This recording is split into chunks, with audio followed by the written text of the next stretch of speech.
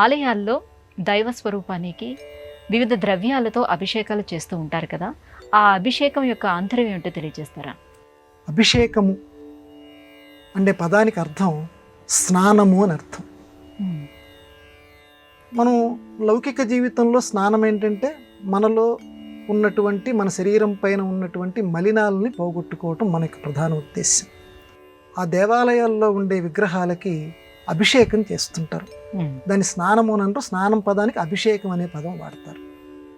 దీన్ని ఆధునిక కాలంలో కూడా కొంతమంది విమర్శ చేసేటువంటి వాళ్ళు కూడా ఉన్నారు.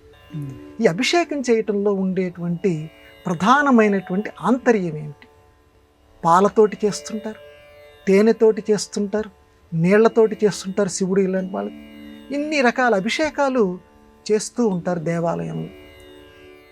ఈ అభిషేకాలు చేయటం వల్ల వచ్చేటువంటి పరమార్థం ఏమిటంటే, దానికి వివేకానంద స్వామి ఒక చక్కటి మాట చెప్పారు దీనికి జవాబు కింద.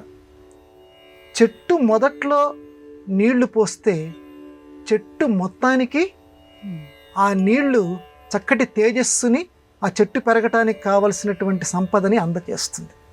ఆ రకంగానే మహామహిమాన్వితమైనటువంటి పూజారుల యొక్క మంత్రాల చేత ఒక గొప్ప దివ్య శక్తిని సముపార్జించుకున్నటువంటి ఆ విగ్రహానికి, ఆ దైవ విగ్రహానికి అభిషేకం చేస్తే చుట్టూ ఉండేటువంటి లోకానికి కూడా చక్కటి ప్రయోజనం ఏర్పడిపోతుంది.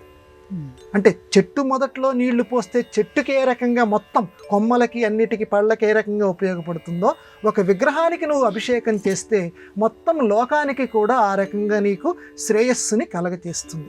అయితే మన సంప్రదాయం ఎంత గొప్పదంటే, కేవలం అభిషేకం చేసి ఎదురుకుండా ఉండే యాచకుడికి ఏమీ ఇవ్వద్దు అని చెప్పల. యాచకులు ఎవరైతే ఉన్నారో వాళ్ళని కూడా పోషించవలసినటువంటి ధర్మం ఈ అభిషేకాలు చేసేటువంటి వాళ్ళ మీద ఉంది.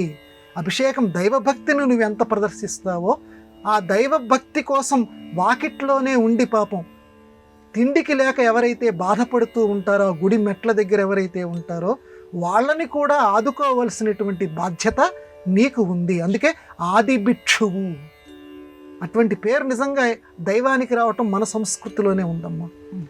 భిక్షువు, ఆ యాచకుడు అనేటువంటి పేరు శివుడికి పెట్టారు. మొట్టమొదటి బిచ్చగాడు అని చెప్పి, ఆది భిక్షువు అని చెప్పి. అటువంటి అంటే అక్కడ ఉద్దేశం ఏంటి? యాచనత్వం ఏదైతే వాడు కూడా మన సోదరుడే.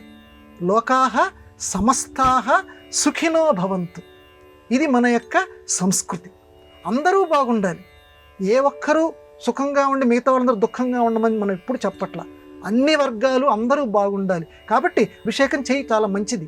ఎందుకంటే లోకానికి మేలు జరుగుతుంది. ఒక యజ్ఞం చేయి, లోకానికి మేలు జరుగుతుంది. కానీ అంతటితోటి ఆగకు.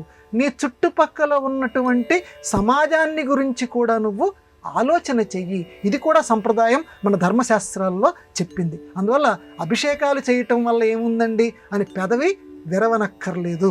అభిషేకాలు చేయటం వల్ల, అందుకని ఒకడికి గనక మేలు చేస్తే అనేక మందికి మేలు జరుగుతుంది. ఆ రకంగానే ఆ విగ్రహానికి మనం అభిషేకం గనక చేస్తే ఆ సమాజానికి మేలు జరుగుతుంది. అందుకని అభిషేకాలు చేయవలసిందే.